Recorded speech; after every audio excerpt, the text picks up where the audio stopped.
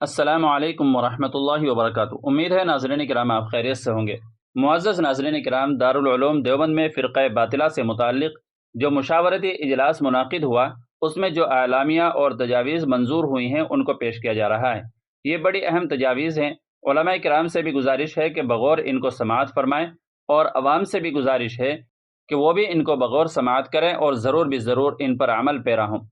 اعلامیہ اور تجاویز: مشاورتی اجلاس برائے رد شکیلیت و دیگر فرق باطلہ، مورخہ 16 صفر المظفر سن 1446 ہجری، مطابق 22 اگست سن 2024 بروز جمعرات، زیر اہتمام کل ہند مجلس تحفظ ختم نبوت دارالعلوم دیوبند۔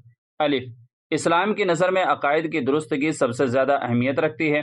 اگر کسی شخص کا عقیدہ نصوص قطعیہ اور حضرات صحابہ کرام رضی اللہ تعالیٰ عنہم اجمعین اور سلف صالحین کے نظریے کے خلاف ہو تو ایسا شخص خواہ بظاہر کتنا ہی دیندار نظر آئے، اس کو مسلمان قرار نہیں دیا جا سکتا۔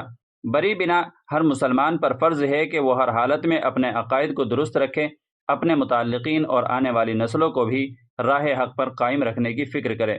با، تمام اہل ایمان اس بات پر متفق ہیں کہ خاتم النبیین حضرت محمد مصطفیٰ صلی اللہ علیہ وسلم پر سلسلہ ختم نبوت ختم اور مکمل ہو چکا، اور آپ کے بعد کسی کو نبوت سے سرفراز نہیں کیا جائے گا۔ اس عقیدے کا انکار موجب کفر ہے، اور جو شخص نبی اکرم صلی اللہ علیہ وسلم کے بعد کسی اور کو نبی تسلیم کرے، اس کے کفر میں بھی کوئی شبہ نہیں ہے۔ یہ بات امت کے ہر فرد میں راسخ کرنا اور اس عقیدے کی اہمیت کو اجاگر کرنا وقت کی اہم ضرورت ہے۔ جیم، قیامت کے قریب مہدی موعود کا ظہور اور سیدنا حضرت عیسیٰ علیہ السلام جو اس وقت آسمان میں باحیات تشریف فرما ہے کا نزول بھی امت مسلمہ کے متفقہ عقائد میں سے ہے۔ یہ دونوں الگ الگ شخصیات ہیں جو اپنے وقت پر سامنے آ کر امت کی رہنمائی کا فرض انجام دیں گی، جس کے بارے میں احادیث شریفہ میں واضح معلومات موجود ہیں۔ ان کے متعلق علامات اور تصریحات کو عوام کے سامنے بیان کرنا علماء کی ذمہ داری ہے۔ دال، جو شخص از خود مہدی موعود یا مسیح موعود ہونے کا دعویٰ کرے اور حضرت عیسیٰ علیہ السلام کے نزول کا منکر ہو، جیسے شکیل بن حنیف اور دیگر مدعیان مہدویت و مسیحیت، وہ بلا شبہ ملحد اور مرتد ہے۔ اس کا دین اسلام سے کوئی تعلق نہیں، اور اس طرح کے گمراہ کن تحریکات اور فتنوں کا تعاقب امت کے ہر طبقے کا اولین فرض ہے۔ علماء کو چاہیے کہ وہ اپنے خصوصی اور عمومی بیانات میں مذکورہ موضوعات پر مدلل گفتگو کریں تاکہ عوام صحیح صورتحال سے واقف رہیں اور فتنے کا شکار نہ ہوں۔ ہاں، جن علاقوں میں ایسے فتنے سر اٹھا رہے ہیں وہاں بالخصوص علماء کرام اور ائمہ مساجد کے لیے تربیتی پروگراموں کا اہتمام کیا جائے اور انہیں اس بات کا پابند بنایا جائے کہ وہ فرق باطلہ کی تردید میں ایسی اصطلاحات اور تعبیرات استعمال کریں جو عام فہم ہو، جس کی وجہ سے عوام بآسانی موضوع کو سمجھ سکیں اور معاملے کی خطرناکی سے آگاہ ہوں۔